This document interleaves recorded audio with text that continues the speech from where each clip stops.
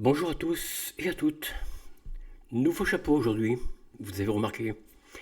Merci, en tout cas merci d'être là. J'espère que vous allez bien, tous et toutes.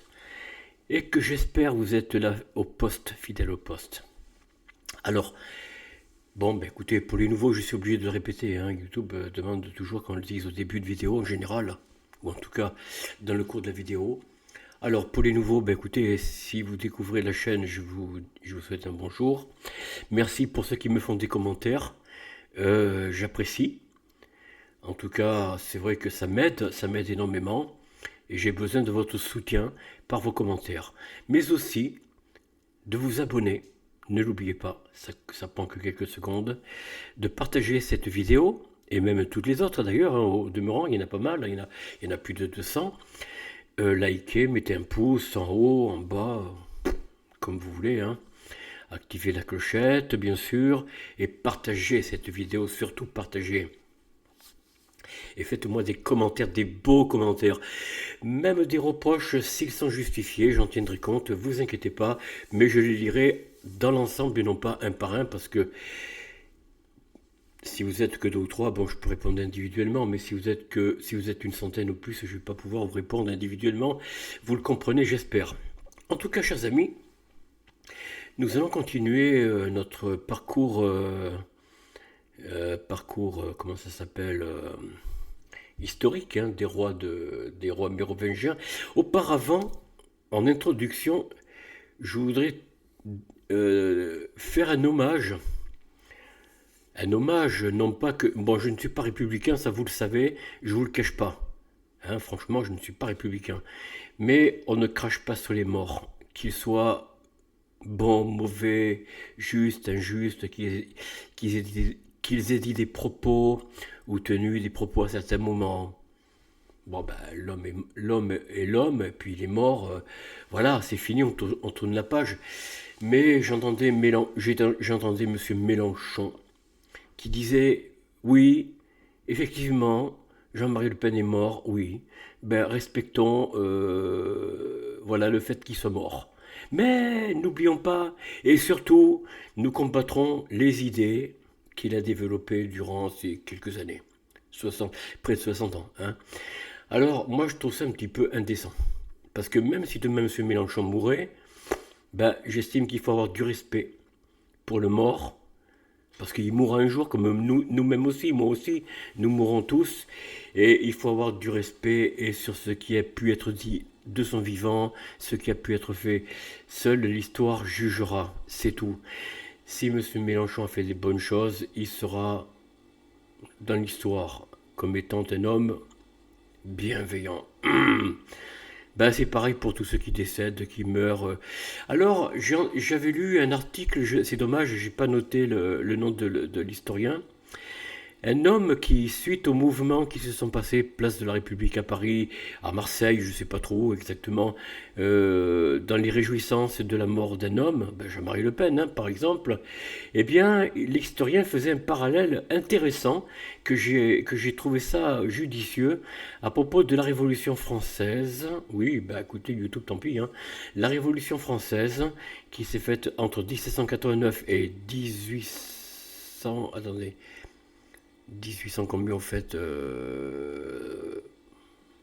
En tout cas, non, 1789, pardon, 1795-96, voilà. Après, il y a eu la Première République, bon, il y a eu d'autres révolutions, mais ça n'avait plus grand-chose à voir avec la révolution suite au massacre de 1789-1793. Et la révolution s'est prolongée jusqu'en 1795, je l'ai dit, mais les massacres ont eu lieu entre 1792 et 1793. Eh bien, justement, l'historien nous rappelait que les braises chaudes de la révolution, contrairement à ce que l'on peut dire, on croyait qu'elles étaient éteintes, eh bien pas du tout. Pas du tout. Elles se sont réveillées par Certes, peut-être une minorité, mais quand même une minorité de gens dans le pays des fromages qui continuent à vivre inconsciemment peut-être. Je ne dis pas que c'était très conscient tout ça, mais il y a eu quand même quelque chose qui nous rappelait un petit peu les réjouissances quand on mettait les têtes de nobles ou même tout simplement d'ouvriers qui travaillaient pour les nobles, parce qu'il y en a eu. Hein. D'ailleurs, au cimetière Picpus de Paris, il y a plus de tombes ou de noms de gens du peuple que des nobles, je peux vous le dire tout de suite, hein, parmi les morts, les guillotinés, etc., etc., etc. Bon. Eh bien, en fait, les braises chaudes se sont encore réveillées en 2024, vous entendez? Donc, il est mort quand Jean-Marie Le Pen, c'était le 7 janvier, je crois. Eh bien, le 8 janvier, dans la journée ou dans la soirée, je ne sais pas, ou peut-être le 7 janvier dans la soirée, des manifestations de joie. On buvait une coupe de champagne. D'ailleurs, en général, c'est souvent les bobos, vous savez, ces gens qui ont tout, hein, qui ont tous les moyens et qui ont joué la pleurniche durant les attentats du 7 décembre 2015, qui s'est dit que c'est pas normal, qu'il fallait avoir de la compassion pour les victimes, etc., qu'il fallait avoir plein de compassion pour les familles dans leur deuil et dans leur douleur, etc. Et c'est les mêmes qui partageaient une coupe de champagne, qui mangeaient, buvaient à volonté du vin. Bon, il y avait des gens du peuple aussi, bien entendu, hein, et qui buvaient, voilà, ces mêmes bobos, vous voyez, ces mêmes gens qui vous disent il faut être tolérant, il faut être bienveillant, il faut être ceci, il faut être cela, c'est les mêmes qui vont cracher sur le corps encore vivant, fumant, pardon, comment dire, le corps même pas encore mis en tombe, ils vont cracher dessus. On est loin de ce que disait Jean-Marie Le Pen à propos de Jacques Chirac quand il disait oui, c'est un homme, je l'ai combattu pendant toute ma vie, quand on a eu affaire en tant que président à M. Jacques Chirac, mais il est mort, respect pour les morts. Bon, ben voilà, c'est tout.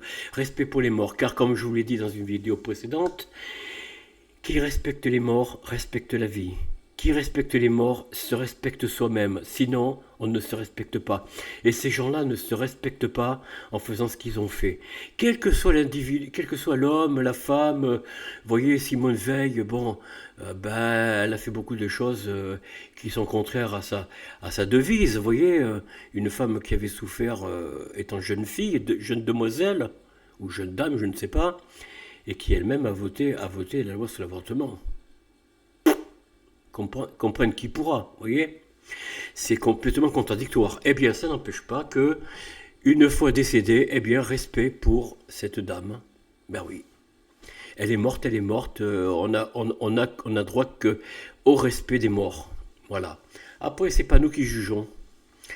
Ils sont jugés, ils ont été jugés, et nous serons tous jugés après ce départ.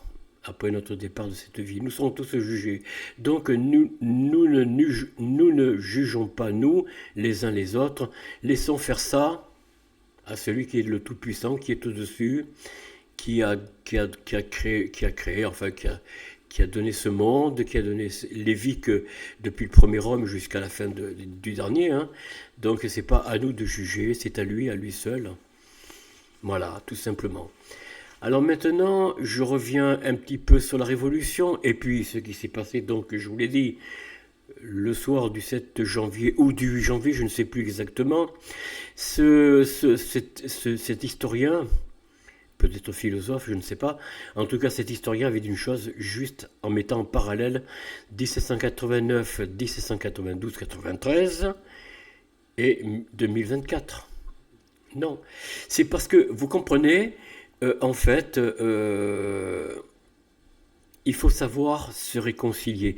Malheureusement, les francs-maçons, quand ils ont pris le pouvoir en 1789, avec le renversement de la monarchie, bon, un peu plus tard, hein, 1790, par là, ou 91, en fait, ils n'ont pas cherché, remarquez Napoléon Bonaparte non plus, hein, ils n'ont pas cherché à réconcilier tous les gens de l'Hexagone, vous comprenez? Si encore Napoléon, pour prendre Napoléon, puisque c'est lui qui a assis et qui a solidifié la Révolution, hein, en fait c'est lui, hein. S'il avait eu la lumière de, de, de, de pacifier le peuple, le peuple franc, ou du pays de l'Hexagone, s'il avait su réconcilier à l'époque le peuple avec son histoire, on n'en serait pas là. Peut-être même aurions-nous un roi, peut-être, un roi avec un parlement démocratique, enfin républicain, je ne sais pas, mais on aurait certainement un roi. Bon, on n'aurait pas ces histoires première république, deuxième république, enfin première peut-être, mais bon, deuxième république, troisième république, jusqu'à la cinquième, vous voyez, on n'aurait pas toutes ces inepties qui, bon, ben, n'amènent pas l'apaisement dans le pays. C'est le moins qu'on puisse dire, même bien le contraire. Parce qu'en ne réconciliant pas le peuple avec lui-même et son histoire, qu'est-ce qui s'est passé, chers amis? C'est que vous le voyez aujourd'hui, les gens ne se parlent plus, et la crise Covid 2019-2022 nous montre bien, nous a bien montré que les gens, plus que jamais, sont divisés. Et M. Macron, il se plaît à voir que les gens ne s'aiment pas. Lui, il est content. Ça a l'air de le réjouir. Vous voyez? Parce que c'est des gens qui sont élevés comme ça. Ils sont élevés dans le désamour de leur pays, de leur famille, le désamour de leurs voisins. Parce que au nom de la réussite, tous les coups sont permis. Comprenez? L'argent, l'argent, l'argent, le pouvoir, le business, le business. Bon, chers amis, j'ai fait le tour, le petit coup de gueule de ce début de comment ça s'appelle de vidéo. Maintenant, nous passons à l'histoire. Alors voilà, chers amis, nous sommes avec aujourd'hui Childebert III, dit l'adopté. Bon, c'était un enfant adopté apparemment, qui n'avait plus de famille, enfin je sais pas. Bon, je ne connais pas trop l'histoire. Alors qu'est-ce qu'on voit là? On voit oui, bon, la croix, vous voyez, tout y est. Alors, j'ai lu là aussi, chers amis, j'ai lu, la prochaine fois je tâcherai de le mettre en ligne, j'ai lu un article sur Internet, j'ai trouvé que la question était, est-ce que au temps de Mérovingiens, le pays des Francs, donc l'ex-Gaule, enfin la Gaule, moi j'appelle ça toujours la Gaule, même post-romaine, est-ce que la Gaule était devenue chrétienne?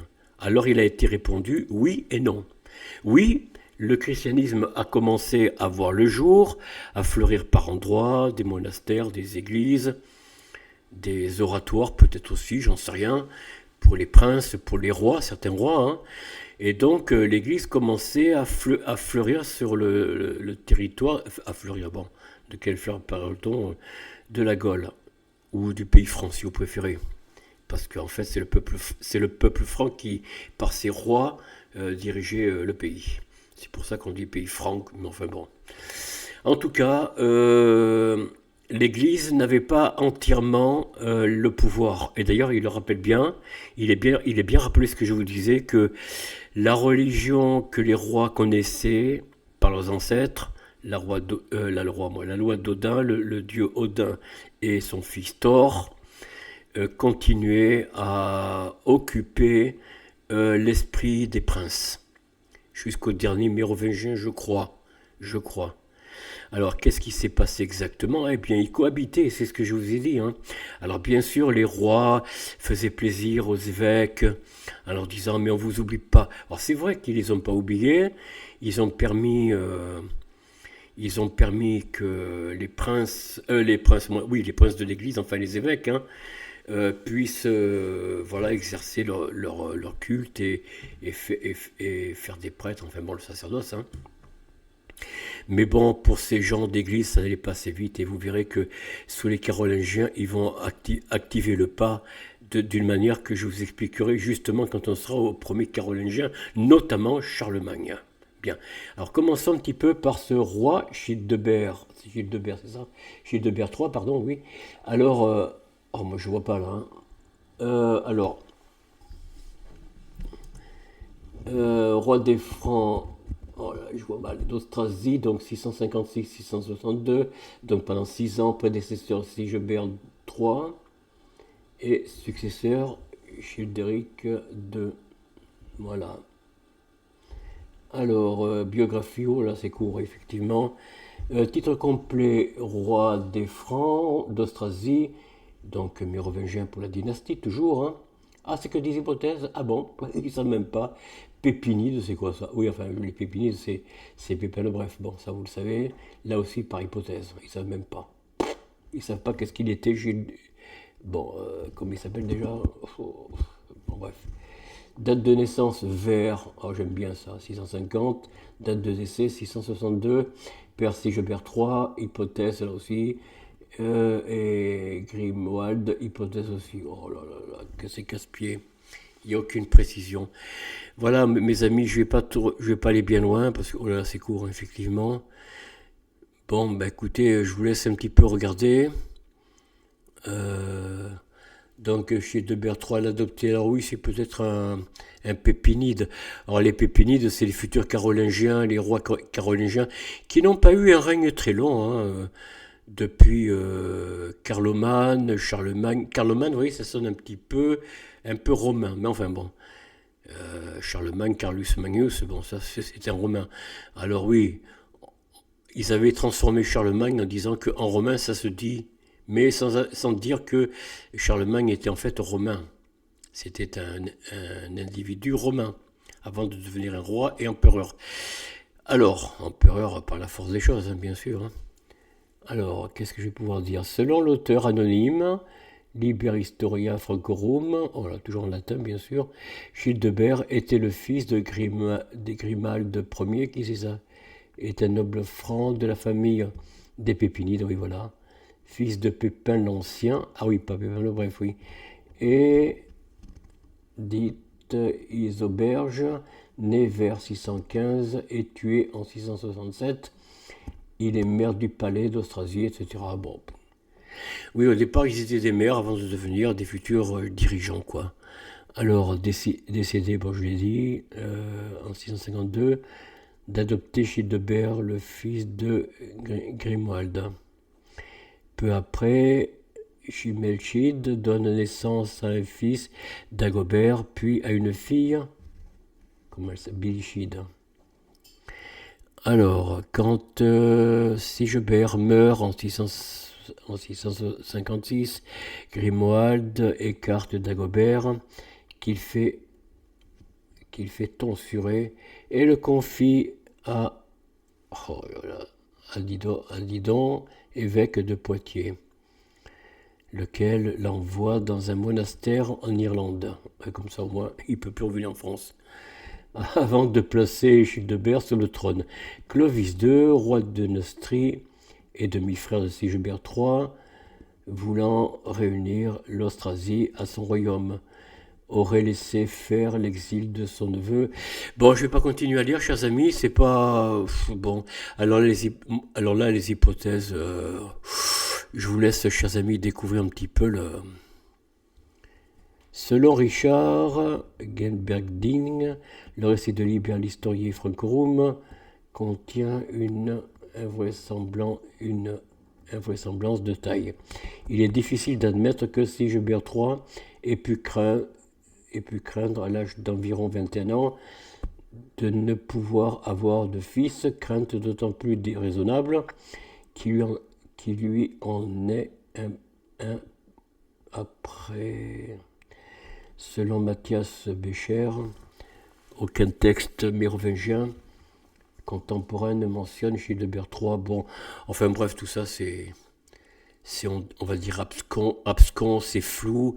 Il n'y a pas du tout il n'y a pas de véritable référence. Bon, je dis pas que c'est très facile d'éplucher cette période qui est assez lointaine, mais je crois que si on faisait il y a sûrement des historiens qui ont fait un travail beaucoup plus sérieux. Alors je ne dis pas que forcément ils avaient tous les éléments pour tout démontrer, hein, attention. Mais il y a des historiens, il faut aller sur Pagan TV, je crois que là, écrire à Oleg ce qu'il en pense, je ne sais pas. Moi personnellement, j'ai pas de source.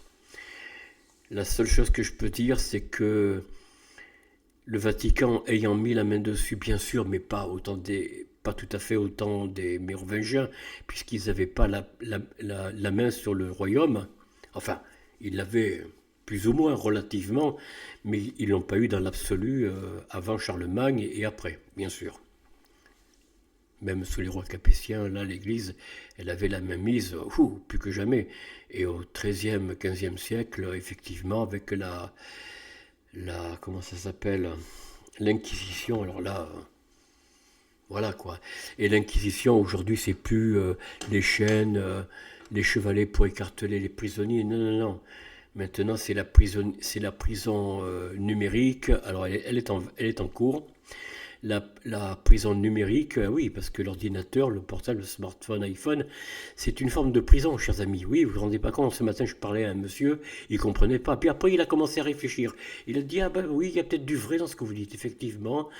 Passer du temps comme ça, toute la journée, entre l'ordinateur, à l'extérieur sur un portable, un iPhone ou smartphone, c'est vrai qu'on n'a plus de temps libre pour voir les gens à côté. On regarde, on n'écoute plus les oiseaux, on regarde plus les feuillages. On oublie que l'on existe, qu'on a un environnement très proche de nous, et on ne le voit pas. On ne voit que des choses qui sont au loin, parfois même très loin, enfin que l'on voit dans le flou, dans l'imaginaire, dans la matrix, ou la matrice, si vous préférez. Dans la matrice, c'est-à-dire dans ce que l'on vous dit de ce qui est, de penser ce que l'on vous dit de penser, et d'accepter ce qu'on vous dit d'accepter, sans que vous puissiez vérifier la véracité des informations visuelles, des images, des sons, des écrits, de ce que vous voyez à travers un portable, un téléphone portable ou un ordinateur, vous comprenez. Pour cela, il faut prendre beaucoup de recul. Alors, il m'avait dit, mais ça je vous l'ai dit, je crois, hein, un monsieur qui pourtant n'est pas du tout comme moi comme moi, comme nous, dans la recherche, le dépouillement des informations. Il disait, mais vous savez, le progrès, ça va tellement vite que l'on n'a pas le temps de chercher une ou deux informations que déjà il en tombe au moins des dizaines, pour pas dire des centaines et des milliers. De ce côté-là, il a raison. Il a parfaitement raison. Mais c'est pourquoi il faut se détacher de tout. Moi, j'ai un téléphone portable. Eh bien, quand je sors, que je vais assez loin, je sais pas moi, enfin loin, ici, hein, dans l'Hexagone, j'emporte pas mon portable, je n'emporte pas d'ordinateur, je n'emporte rien. Je n'ai pas besoin. Si j'ai besoin de téléphoner, je vais quelque part, dans un café, une brasserie, voilà, je demande à téléphoner.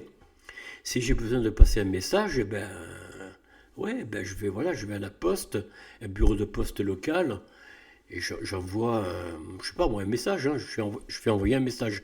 Oui, vous allez me dire, mais Raymond, mais qu'est-ce que tu fais envoyer? Comment tu fais? Ben voilà, ben écoutez, posez-moi des questions en privé, je vous répondrai. Chers amis, voilà pour le petit coup de gueule du début de la vidéo et pour quelques mises au point que j'avais à faire concernant le respect des morts. Hein. Bon, quel que soit l'adversaire, quel que soit même l'ennemi. Bon, là, c'était des adversaires politiques, hein, c'était pas des ennemis quand même, n'exagérons pas. Mais les gens prennent tout pour argent comptant. La population parisienne, marseillaise, ont manifesté, bon, comme des idiots utiles. Hein. Sauf, écoutez-vous bien, sauf les bobos qui, eux, savent très bien. Ils savent très bien ce qu'ils font. Je pense qu'ils le savent. Parce qu'ils sont au fait, ils sont au courant de pas mal de choses. Je ne parle pas des petites gens qui ont suivi les meneurs hein, d'extrême gauche, je ne dirai pas de nom, mais quand on dit à quelqu'un, même mort, il faudra juger ses actes. Et l'autre, là, à l'Élysée, qui dit, on jugera, l'histoire le jugera. Ah bon, parce que toi, Macron, tu penses que tu ne seras pas jugé, toi. Vous voyez, c'est des raisonnements qui ne tiennent pas la route. Hein. Chaque homme politique, chaque homme ou femme du spectacle, du cinéma, du théâtre, sera jugé à ses œuvres. Ah oui, ah oui. Les grands acteurs comme Jean Marais, Louis Jouvet, pour le plus ancien, hein, qui connaissent, et des acteurs que vous aimez, des chanteurs préférés que vous avez dans la tête, hein, dont vous fredonnez peut-être des chansons, eh bien seront jugés dans le temps. C'est-à-dire à savoir s'il y a eu du bon ou du mauvais. Voilà. Un enfant, quand il fait un acte mauvais, il est corrigé par ses parents, mais au départ, il va peut-être un peu s'entêter en pensant qu'il a bien fait, puis plus tard, il dira, ah ben oui, c'est vrai, au fait, j'ai fait des bêtises, voilà, j'ai eu tort. Mais maintenant je suis adulte, eh bien, j'évite les problèmes. Voilà, chers amis, un petit peu ce que j'avais à dire en substance de cette vidéo, pardon. Alors, elle n'a pas été bien longue, je ne sais pas la prochaine, on verra bien. On se dit à très bientôt. En tout cas, demain c'est dimanche. Écoutez, il fera peut-être beau ici. Nous sommes samedi, vous voyez, il fait très beau. Je vais vous montrer un petit peu de la fenêtre, vous voyez. Attendez, je ne sais pas si on voit un petit peu le soleil là. Non, ouais, regardez. Ici, là. Vous voyez, il y a un petit peu de lumière du soleil. Au peu cher. Regardez. Vous voyez? De temps en temps, il fait beau. Et ça, c'est une poubelle. Hein. Parce que bon, vous savez pourquoi? Parce que quand elle est légère, ici, il y a des bourrasques de vent. Il faut toujours avoir en vue de ne pas la laisser dehors quand elle est vide ou pas remplie encore. Parce que le vent la mène d'un bout à l'autre de ce chemin que j'ai dehors, quoi. Bon, ça va, elle reste dans l'enceinte de mon logement, mais quand même. Voilà, mes amis, c'est tout ce que j'avais à vous dire pour aujourd'hui. On se dit à très bientôt. Eh ben, écoutez, soyez heureux. S'il fait beau, ben, écoutez, profitez de sortir. Peut-être que demain je vais sortir d'ailleurs. Mais qu'est-ce qui se passe là? Oh là. Que c'est casse-pied. Oh là là. Ah ben dis donc.